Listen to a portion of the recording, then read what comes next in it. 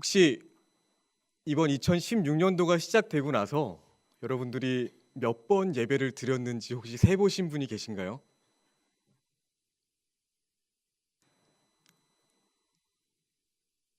세 보신 분은 아마 없을 것 같습니다.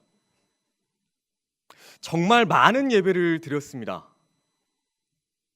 그리고 내년 한 해 역시 여러분들은 수많은 예배를 드리게 될 것입니다. 하지만 내가 그렇게 수많은 예배를 드렸고 그 예배 자리에 빠지지 않았다고 해서 그 사람은 참된 예배자라 할 수 있는 걸까요? 이 질문에 그렇다고 쉽게 대답할 수 있는 사람은 굉장히 적을 것입니다. 어쩌면 없을 수도 있고요. 왜냐하면 예배자라는 그 말에는 예배에 참석하는 그 이상의 무언가를 포함하고 있기 때문입니다. 인류 최초의 살인자가 됐었던 가인은 예배를 드리지 않았기 때문에 실패한 것이 아닙니다.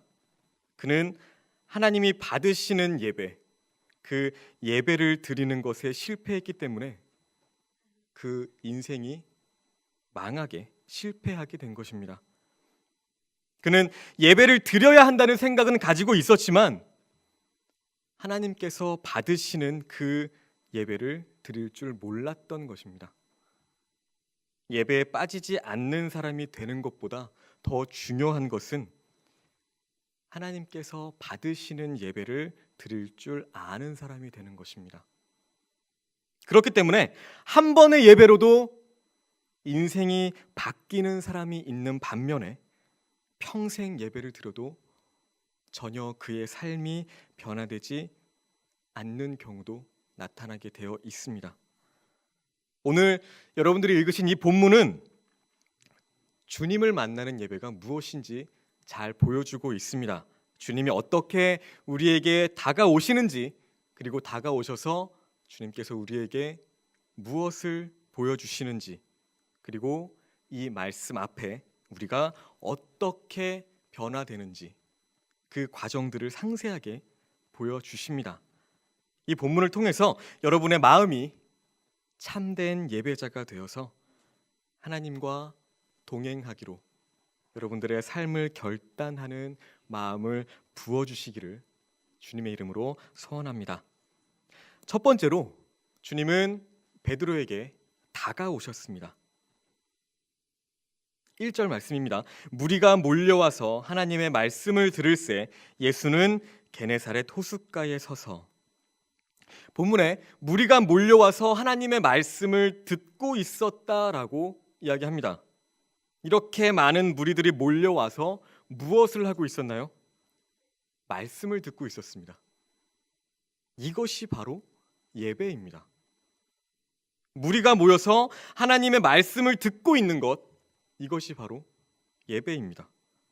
예배는 가장 우선적으로 주님의 음성을 듣기 위해서 나아오는 것입니다.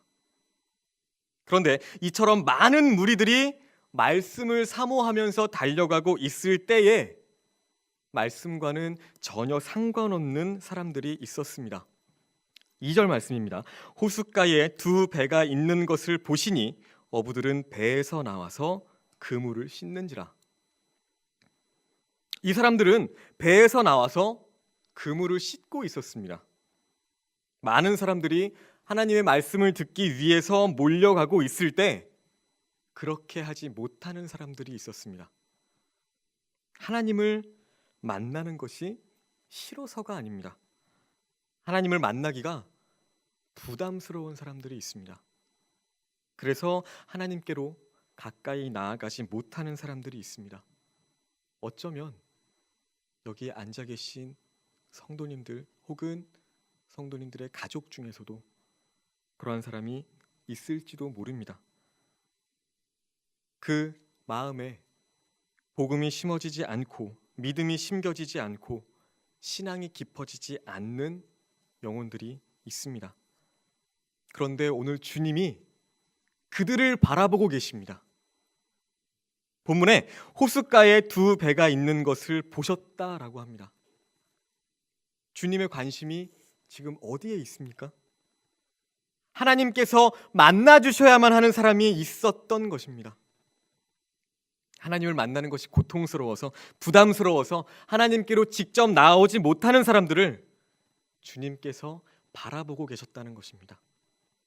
그래서 주님은 그들에게 다가가십니다. 3절 말씀입니다. 예수께서 한 배에 오르시니 그 배는 시몬의 배라.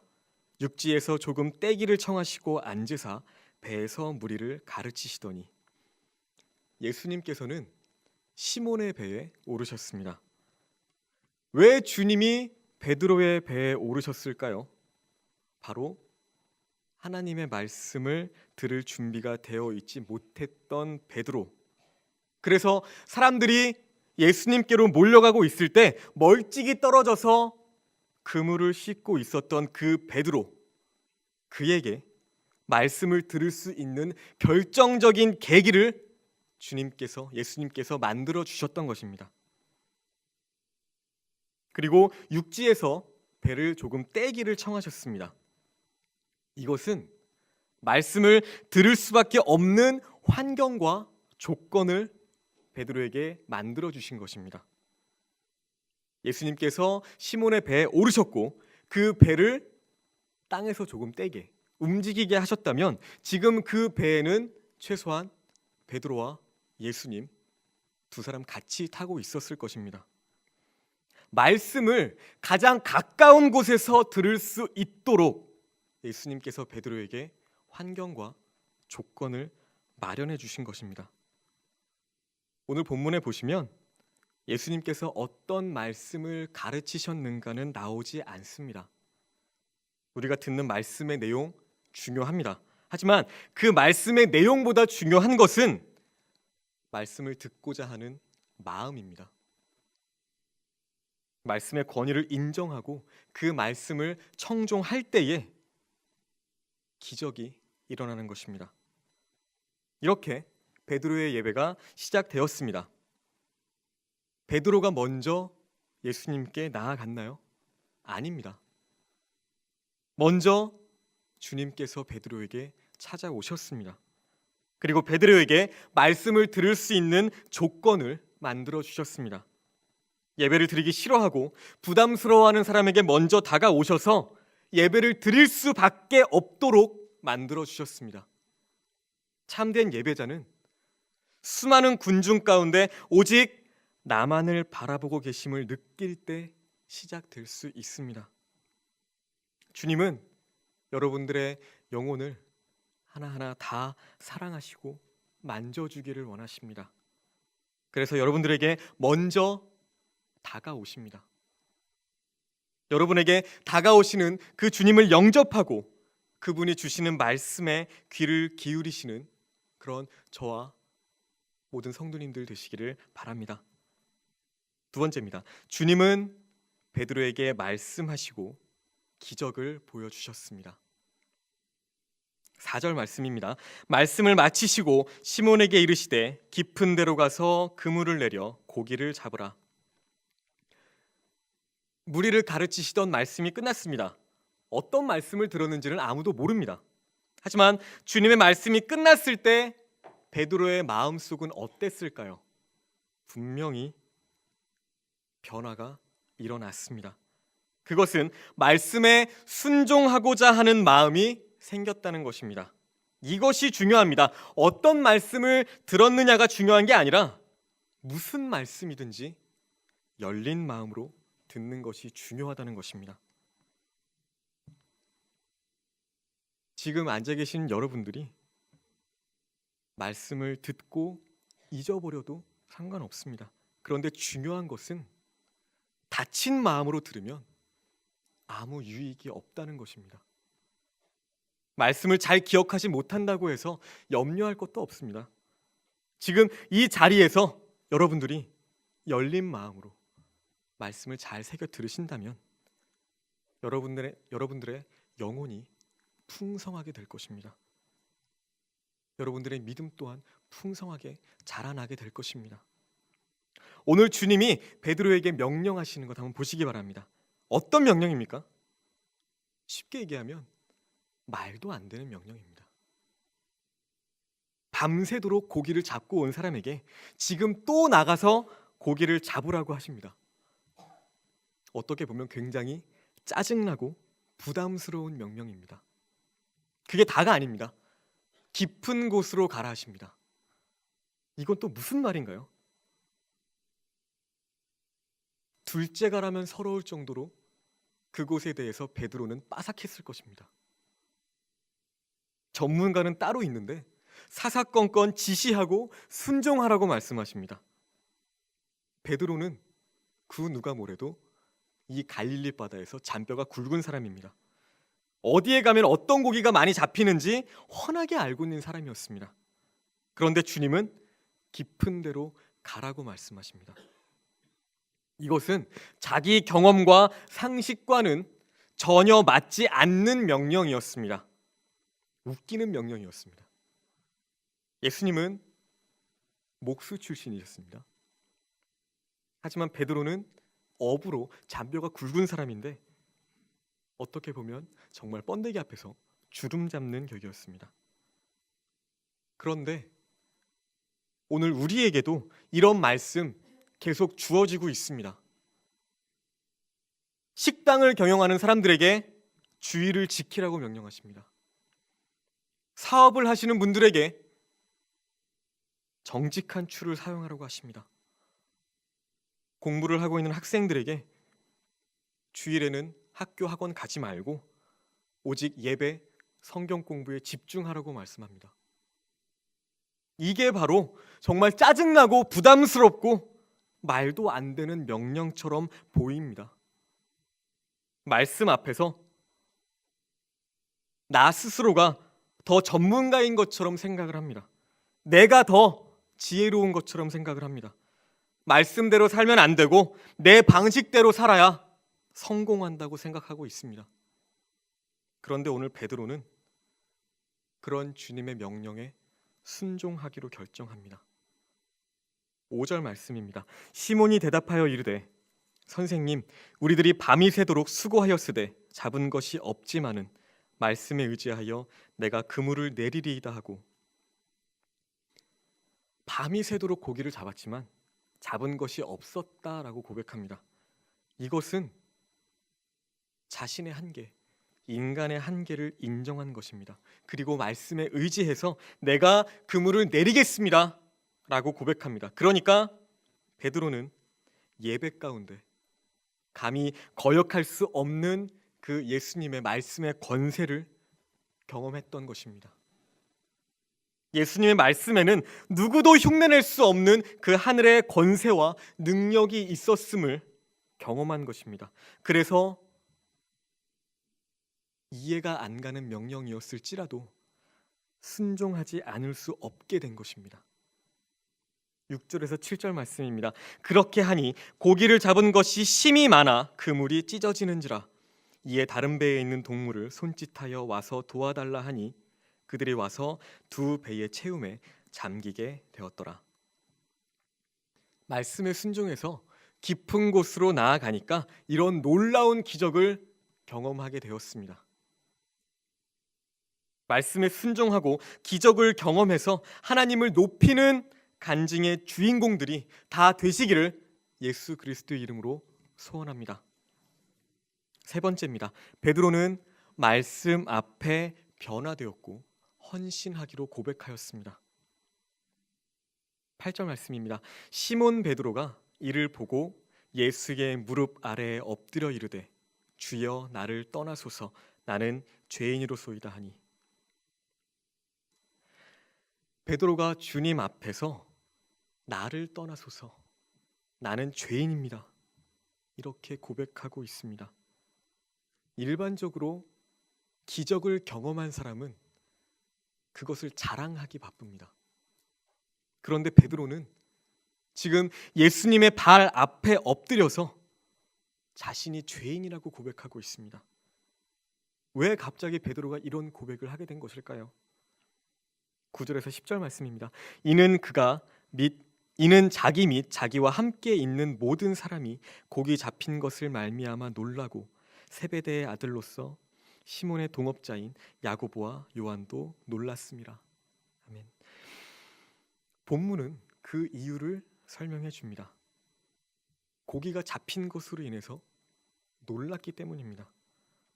다시 말하면 그는 이 기적을 통해서 예수님의 정체성과 또 자신의 정체성을 발견했기 때문입니다. 지금 자신의 앞에 서 계신 예수님은 바닷속의 물고기까지도 움직이시는 살아계신 하나님이심을 그가 깨달았던 것입니다. 그리고 그 하나님이신 예수님 앞에 감히 자신이 설 수 없는 죄인임을 깨닫게 된 것입니다. 이미 그는 예수님을 만났고 기적도 경험했습니다. 오늘 본문 이전에 나오는 장면들입니다. 누가복음 4장 38절에 시몬의 장모가 중한 열병에 걸려서 위태롭게 됩니다. 그때 예수님께서 가까이 가셔서 열병을 꾸짖으셨더니 병이 떠나갔습니다. 그 이적을 베드로는 먼저 체험했었습니다. 이미 예수 그리스도의 권능 경험했었습니다. 그런데 그는 이렇게 예수님과의 만남을 가진 후에 어떤 이유였는지 모르겠지만 예수님을 떠나 있었던 것 같습니다. 오늘 본문을 보니까요, 베드로는 고기를 잡고 있었습니다. 그들은 밤새 고기를 잡았지만 한 마리도 잡을 수 없었습니다. 그렇게 자신들의 한계를 느끼고 한탄하면서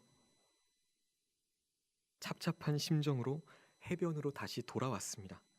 그리고 그런 마음으로 그들은 해변에 배를 대고 평소와 다르지 않게 그물을 씻고 있었습니다. 그물을 씻는다는 것은 내일을 준비한다는 말입니다. 다시 변함없이 내일도 고기를 잡으러 나오겠다는 말입니다. 그런데 그곳에 예수님께서 나타나셨습니다. 그리고 말씀하셨고 다시 기적을 보여주셨습니다.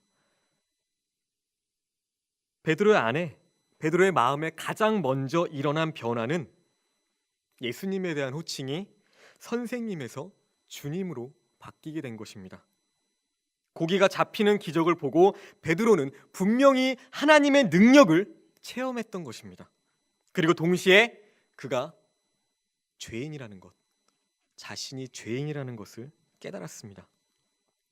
이전에 그는 메시아를 만났고 그의 이름도 바뀌었었습니다. 하지만 그는 일상생활로 다시 돌아갔고 그의 삶은 이전과 다를 바가 없었습니다. 만일 오늘도 주님이 다시 찾지 않으셨다면 내일을 준비하기 위해서 여전히 그물을 씻고 있었을 것입니다.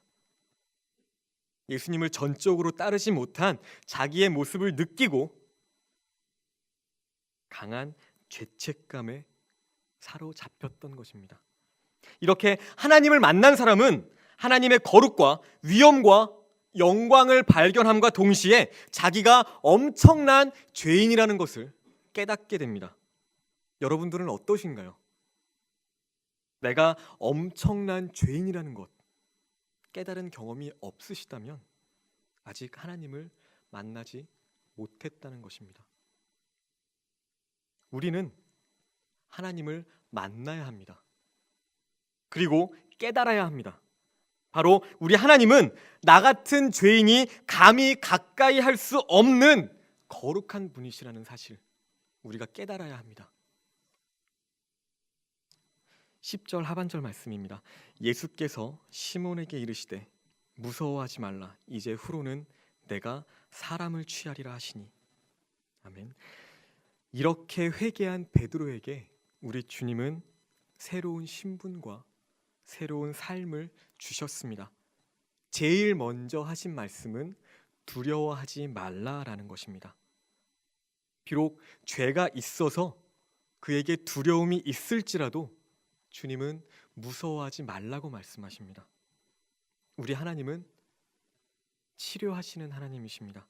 회복의 하나님이십니다. 그 누구도 회복될 수 없을 만큼 하나님을 떠나 살 수 있는 사람은 없습니다. 하나님의 사랑과 자비는 무한하시기 때문입니다. 하나님 앞에서 자신이 죄인됨을 고백하는 자들은 하나님의 용서와 화해를 믿고 또 평강을 회복할 수 있습니다. 새로운 신분, 새로운 삶, 다음으로 사명을 주셨습니다. 지금까지는 네가 고기를 잡았지만 이제는 네가 사람을 잡을 것이다. 하나님을 만난 사람은 자신의 사명을 깨달은 사람입니다. 하나님은 회복이 필요한 사람을 회복시키십니다. 하지만 그 회복의 목적은 그 영혼에게 사명을 주시기 위함입니다. 그런 면에서 이 자리에 계신 우리 모두는 사명자라고 할 수 있을 것입니다. 11절 말씀입니다. 그들이 배들을 육지에 대고 모든 것을 버려두고 예수를 따르니라. 아멘. 본문에 그들이라고 표현했습니다. 베드로 한 사람이 아닙니다. 베드로와 함께 있었던 안드레, 야고보, 요한까지 예수님의 뒤를 따르는 사명자의 길을 선택했습니다. 그래서 내일 또다시 고기를 잡으러 나오기 위해서 그물을 씻을 필요가 없게 되었습니다. 배도 필요 없게 되었습니다. 이제부터는 사람을 낚는 어부가 될 것이기 때문입니다. 새로운 신분과 새로운 사명을 주셨고 그 사명을 붙잡고 예수님의 뒤를 따르는 헌신자가 된 것입니다. 이렇게 오늘 본문은 예배 가운데 주님을 만나는 과정을 잘 보여줍니다. 가장 먼저 주님을 만난다는 것은 우리 사람이 원하는 것이 아님을 보여줍니다. 베드로는 멀찍이 떨어져서 생업을 위해서 그물을 씻고 있었던 사람입니다. 하지만 잃어버린 자를 찾아서 구원하시는 예수님은 베드로에게 먼저 다가오셨습니다. 그리고 베드로가 말씀을 들을 수 있도록 환경과 조건을 마련해 주셨습니다. 우리가 먼저 주님을 찾는 것이 아니라 주님이 먼저 우리를 찾아주십니다.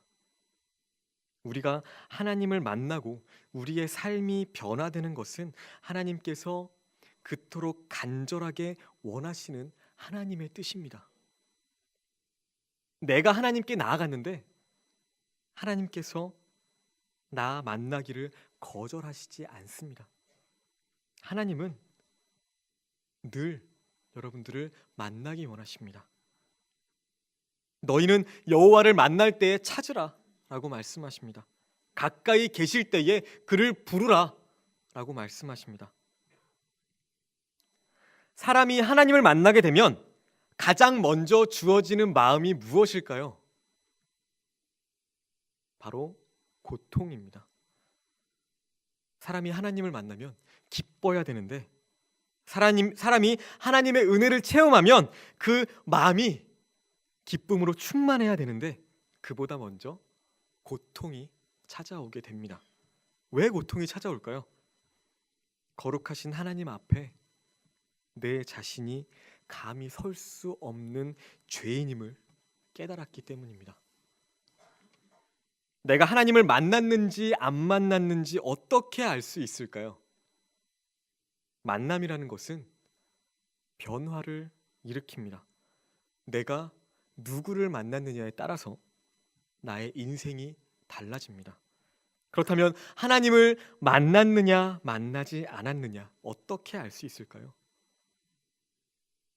내가 어떻게 달라졌는지 보면 됩니다. 가장 먼저 일어나는 마음의 변화, 고통입니다.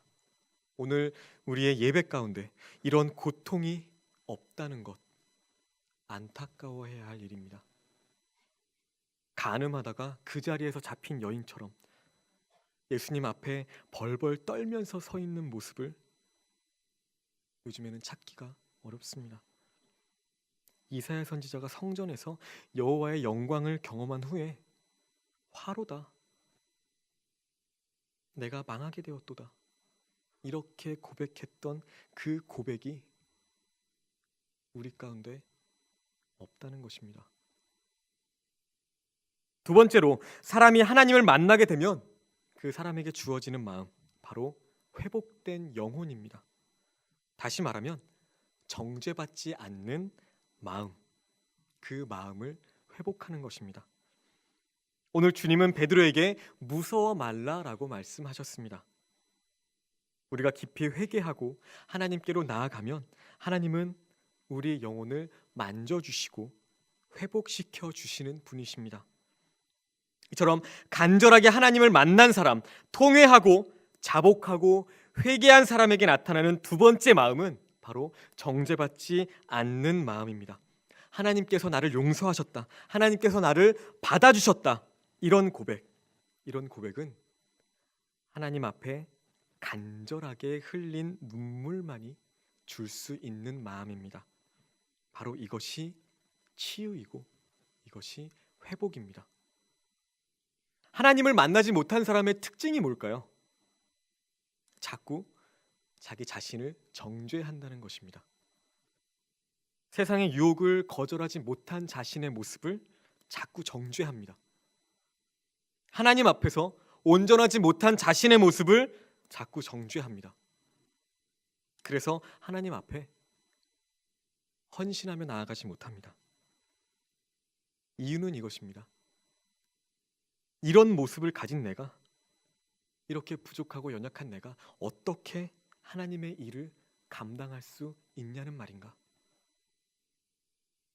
이런 생각은 우리를 겸손하게 만드는 생각이 결코 아닙니다. 이런 생각은 차라리 사탄 마귀가 주는 생각입니다. 그리스도인이 누릴 수 있는 참된 기쁨은 하나님 앞에 진정으로 회개했을 때 주어집니다.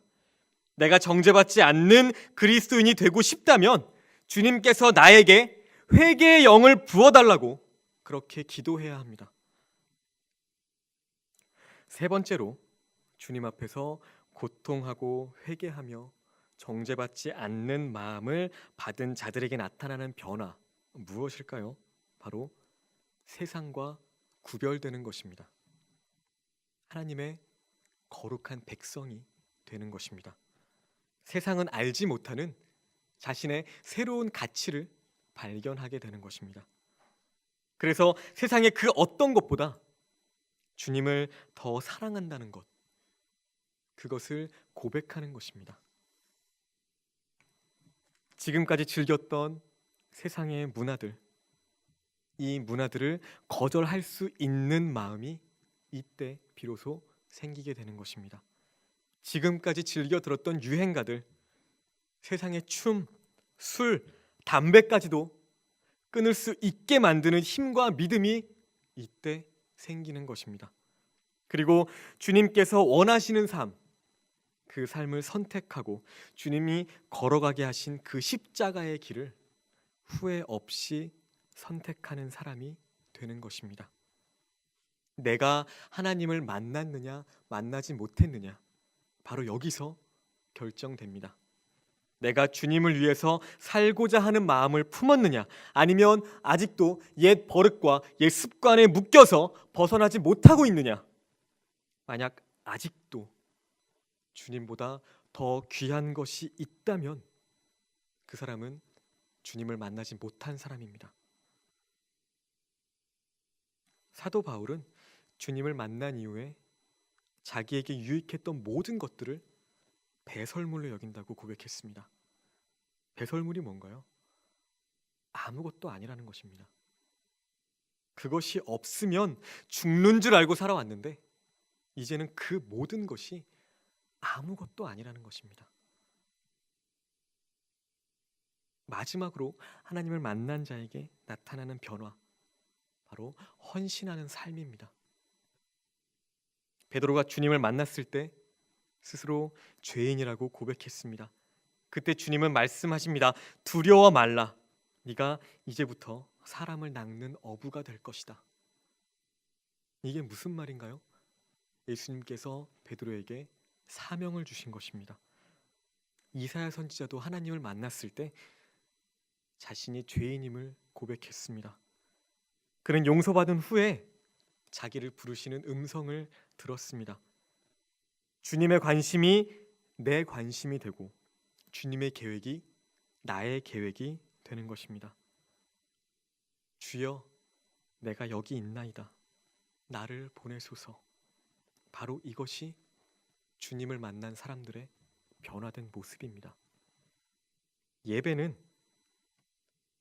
하나님이 나를 위해 존재하는가? 내가 하나님을 위해 존재하는가? 이 문제에 대한 답을 발견하는 시간입니다. 지금까지 살아왔던 삶의 방식이 얼마나 잘못되었는가? 이것을 깨닫는 시간입니다. 하나님 앞에 엎드려 회개하며 신실하게 하나님을 인정하게 되는 그런 시간입니다. 말씀을 맺겠습니다. 주님을 만나는 예배는 사람보다 주님이 더 원하십니다. 그리고 주님께서 우리에게 지금도 찾아오십니다. 우리에게 찾아오시는 주님 거절하지 마시고 꼭 만나시기 바랍니다. 어느 예배 시간이든 찬양 시간이든 우리가 주님을 만나는 예배를 드렸는지 아니면 그냥 내 기분과 감정이 우선시되는 그것으로 예배를 드렸는지 구분해야 합니다. 가장 먼저 고통이 찾아온다고 했습니다. 내가 엄청난 죄인이라는 사실, 그 사실을 깨닫는 것입니다. 두 번째로 회개한 후에 정죄받지 않는 마음을 회복하는 것입니다. 마지막으로 주님을 위해서 살아가기로 결단하며 자신의 사명을 깨닫고 헌신하는 삶을 살아가는 것입니다. 오늘 우리의 예배가 이런 예배가 되기를 원합니다. 모든 영혼들이 거룩하신 하나님 앞으로 나아와서 자기의 죄와 자기의 연약함을 치유받고 새롭게 회복되어서 거룩하게 주님의 사명에 헌신하는 역사가 일어나기를 원합니다. 이제 다사다난했던 2016년이 끝나갑니다. 여러분들의 가정과 여러분들의 이웃, 이 모든 사람들이 이러한 예배자로 세워지시기를 예수 그리스도의 이름으로 간절히 소원하고 소망합니다.